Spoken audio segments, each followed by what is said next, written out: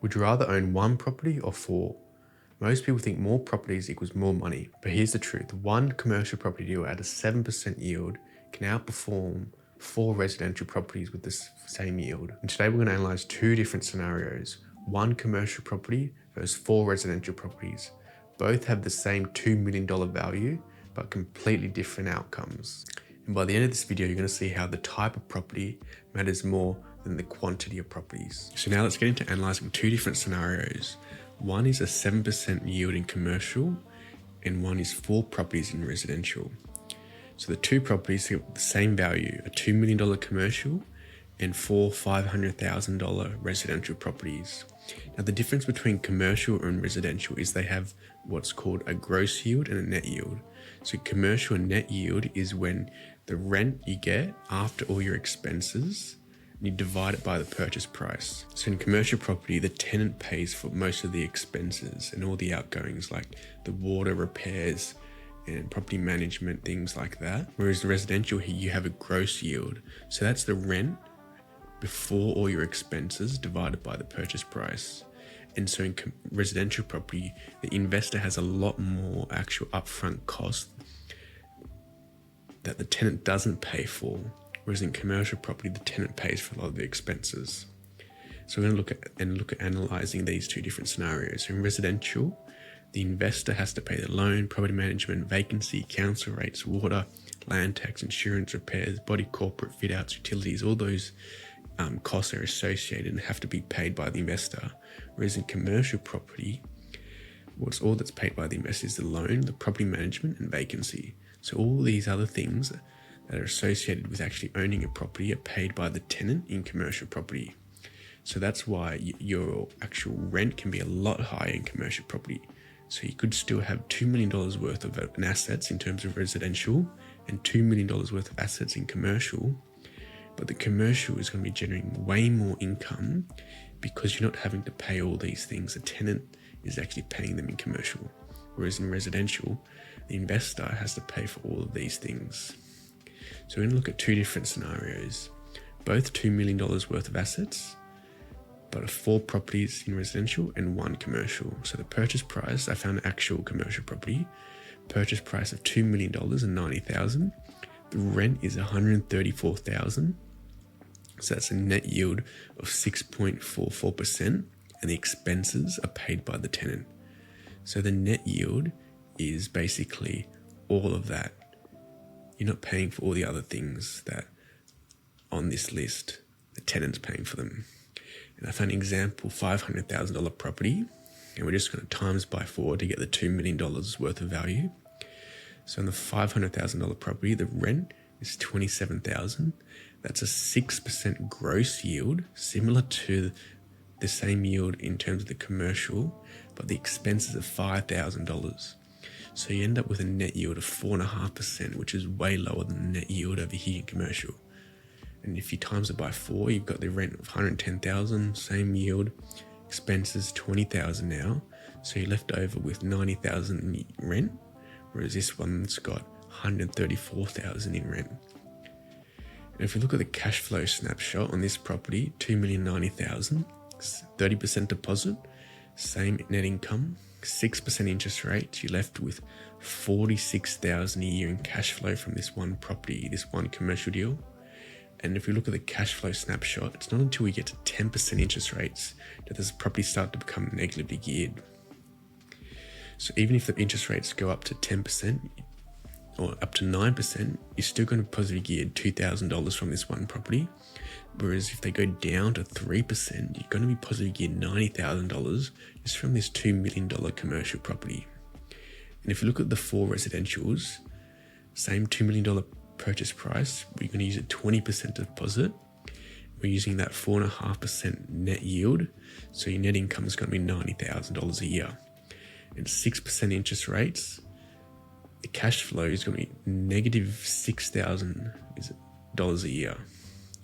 So we can see the difference between these two properties. This one's positively geared $46,000. This one's negatively geared $6,000. What's that? A $52,000 difference between these two scenarios. And in the cash flow snapshot, it's positively geared at 5% interest rates, but not 6%. And if you go down to 3% interest rates, it's going to be positive cash flow 42,000. So there's a huge, it's not too big of it. So there's a huge difference between the cash flow actual buffer in place between these two properties. Whereas this one, it's not negative until 10% interest rates. This one's negative at 6%. So look at a cash flow comparison. This commercial property, $2 million valuation, is positively geared $46,000 a year. This residential property is negatively geared $6,000. So you've got 4 properties negatively geared $6,000. That's not too bad. But let's look at a 15-year timeline. We've got the 2 different scenarios. So this one is the residential and this one's the commercial.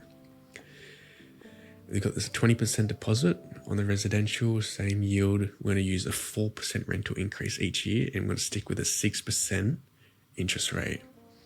And so by year 1, you're going to be negatively geared $6,000. By year 3 is when you start to become positively geared, and it's $800 a year, which isn't a lot. But by year 10, you're positively geared $37,000 from this one property, for these 4 properties, sorry. And by year 15, you're positively geared $81,000 with these 4 properties, but you've still got a $1.1 million debt on the $2 million worth of property.